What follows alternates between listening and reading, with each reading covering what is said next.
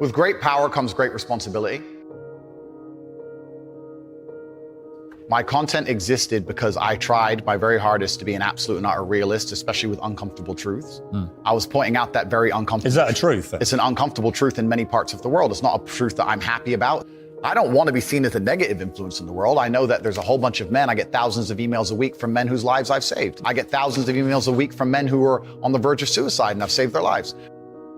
I believe in protecting and providing. I've been misunderstood. I don't want anybody to be offended by anything I say. I want to be a positive force in the world. I don't want anybody to hear what I say and make them feel bad about themselves. I want all people to live righteous and good, whether they're male or female. I think righteous is living true to your heart and knowing that you're doing good by people, not snaking anybody, not lying to anybody. I know I live a very righteous life. The government is not capable of helping the poor. And this is why it's so important as a person, you take personal responsibility and understand you're living in a world where the matrix can be cracked. You can make a bunch of money, but you need to take responsibility and do it. I refuse to accept that there are people out there who cannot become happy, contented individuals. I refuse to accept we live in a world where God has created people who, no matter how hard they work and how good their life becomes, can't be happy. I don't accept that. I accept that the universe is a very giving place and that God loves all of us. And if you try your best and you work hard, you can become a better person. I'm telling the younger generation that if they don't get up and work hard and make sure that they're important, that the world's not going to give a shit about them. 99% of my content was aimed at men, telling them the truth, saying that as a man, you're born with no inherent value. You have to become important. You have to go through some pain or go through some suffering to make people care about you. Otherwise, you're not going to matter. As a dude, if you walk into the party and you've put no effort into your life, nobody gives a shit. Nobody cares about you. And every man out here knows. And one of the great things about the masculine journey and masculinity is that we've all lived a semi-similar story. It's kind of cool. Like, we've all been the teenager, gets heartbroken. We've all been unimportant. We've all worked hard and then started to get some clout. And then we've all kind of lived the same kind of journey. So I say to everybody out there, yeah, if you don't follow that path and follow that journey and in one way or another get to the top, whether it's fighting, whether it's comedy, whether it's musician, whatever it is, if you're just going to stay somewhere near the bottom and then at the age of 44, email me saying I'm depressed, well, of course you're depressed. Loser. Yeah. But that was your choice because you have to build yourself as a man. And if you decide not to build yourself, my main message is to resist the slave mind, to understand that every single thing you're being told has an agenda behind it or you wouldn't be told it otherwise, to examine every strongly held belief you have and try and identify where it comes from and why you have it. I sit and argue with people, I discuss things with people, and they so fervently believe a point. And I say, why do you believe that so much? Like, do you have personal experience? No, but I saw the news. The news told you X, and now you are desperate. You will sit here for hours arguing that point. A lot of people are completely empty vessels ready to be programmed. And I try and tell people, listen, to just stop for a second and understand that the things they're telling you to believe are not necessarily for your benefit. The people who make the rules don't make the rules for the benefit of everybody. They make the rules for the benefit of the people who make the rules of the game. So telling people to resist a slave mind and just be critical thinkers, keep their brain open, pay attention to things, be perspicacious, that's the general theme. And it doesn't matter whether you're left, right, liberal, man, woman, etc. It's just think for yourself. That's the general message. I believe men and women are a beautiful union. I think we're slightly different, but when we work together, we're the most powerful force in the world. And I certainly believe that men and women, when they work together, it's the most beautiful force on the planet. So of course I believe in men and women. Of course I believe in love. Of course I believe in marriage. Of course I believe in family. Okay. I believe in marriage in the traditional sense. I believe a man has a duty to stand up and be a real man. I believe that the problem with the world today that we are facing is that not enough men are sticking to the age-old ways of masculinity. I believe that me standing up and saying a man must protect a woman and provide for her, so he needs to make sure that she's safe. He needs a degree of authority. I believe women are sovereign individuals and they can make any choice they so desire.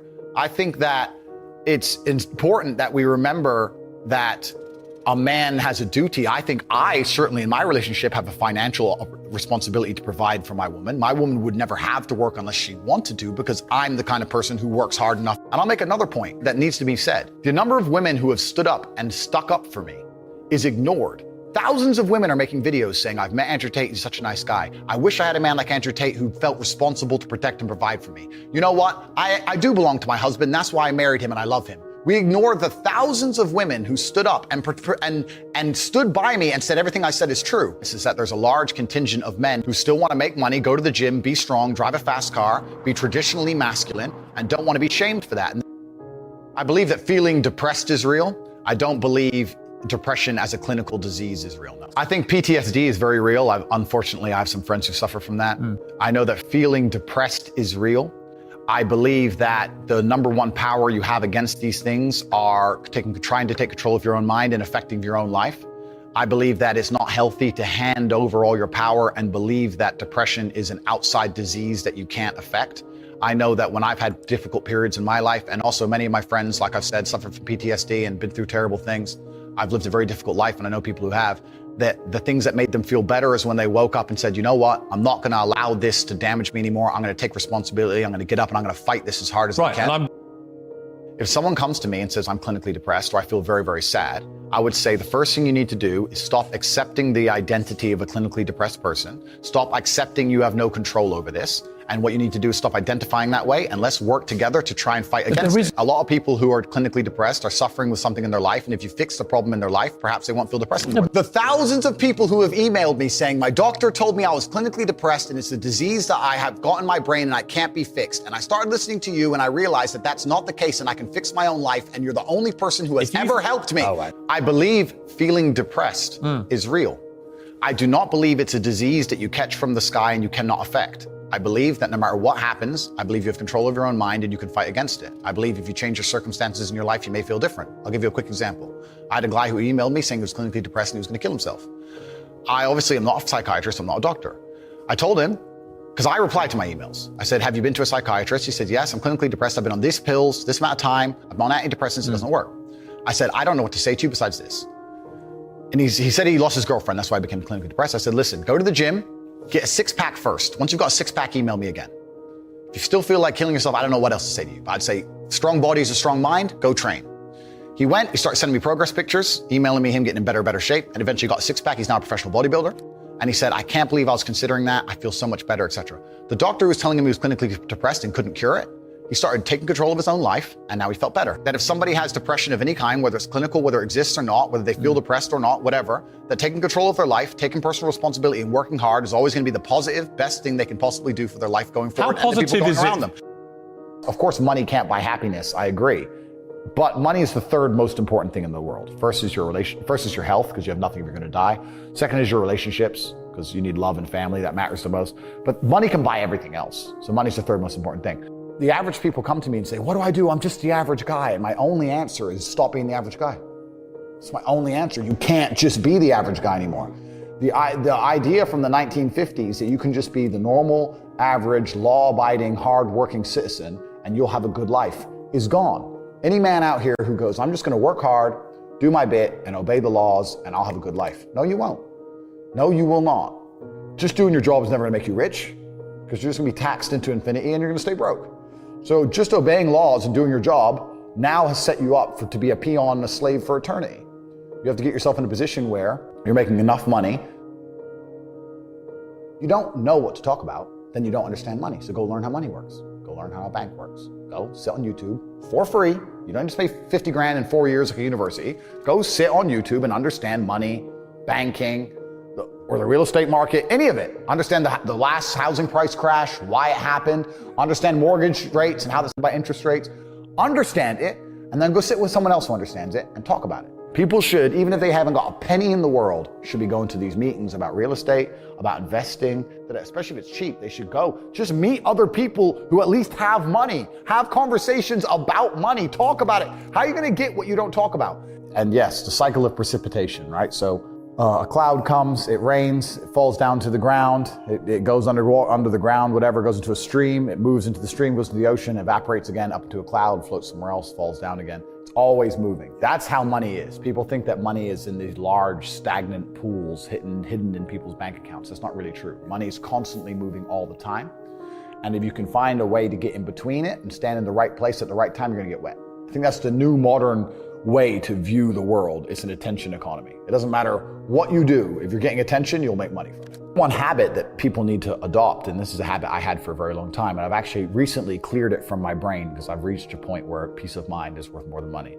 But every single time money is spent, you need to identify how your money was taken from you. And I say taken because money can't be made.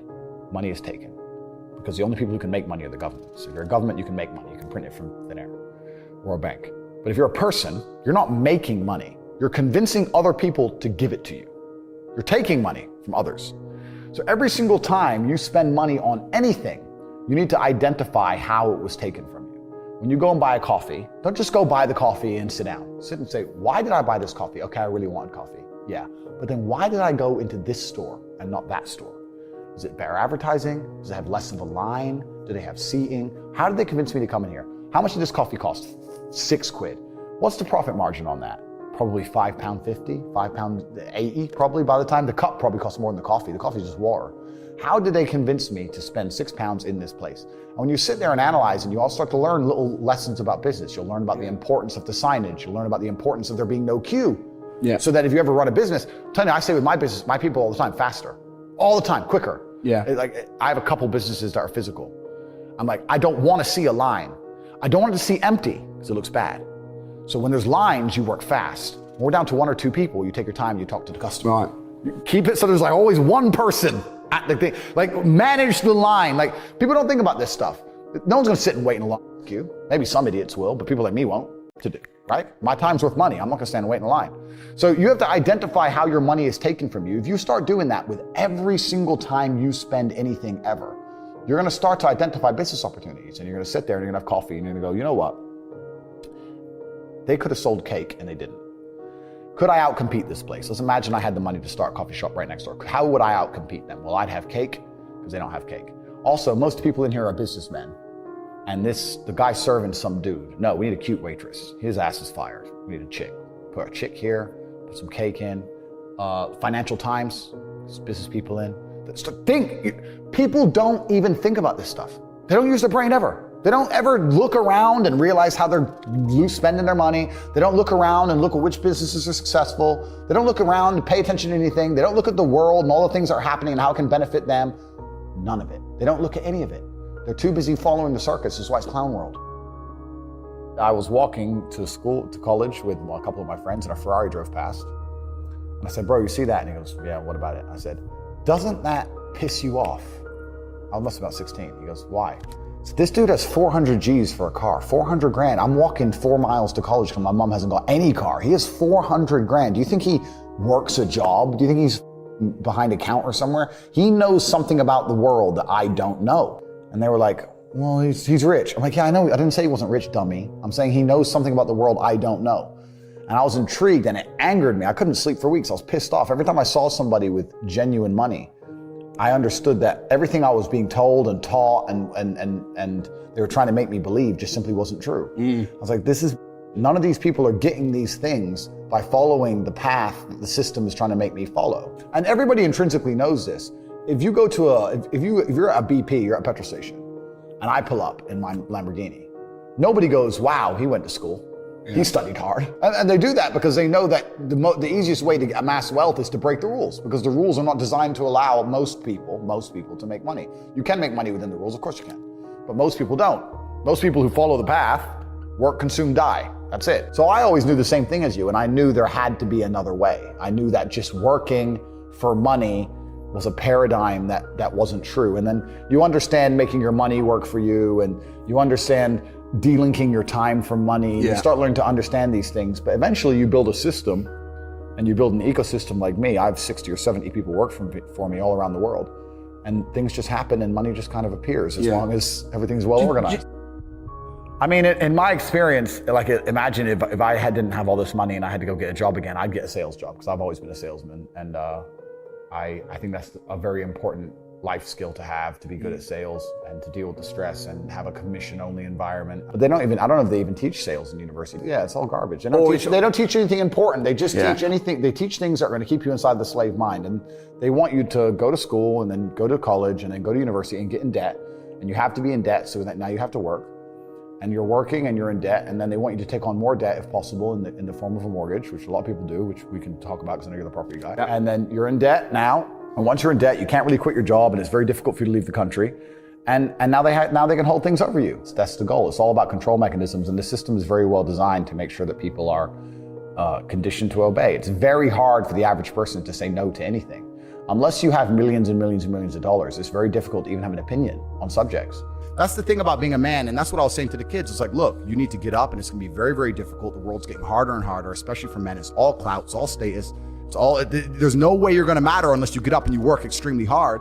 Should young men aspire to work very hard, have no criminal record, become multimillionaires, protect and provide for the women close to them, be sovereign so they can stand up and have their own points of view in face of cancellation, be able to not be mentally intimidated when they go on national TV and there's traps set up for them? Yeah, I believe that confident, strong men who stand up and protect and provide for women are a good thing for the world and a good force for the world. And I don't think that I put a magic spell on anybody. I think there's a whole bunch of men in the world who understands my value. And if men grow up to be like me, you're gonna have a whole bunch of people with no criminal record, dedicated athletes, who protect and provide for the people close to them,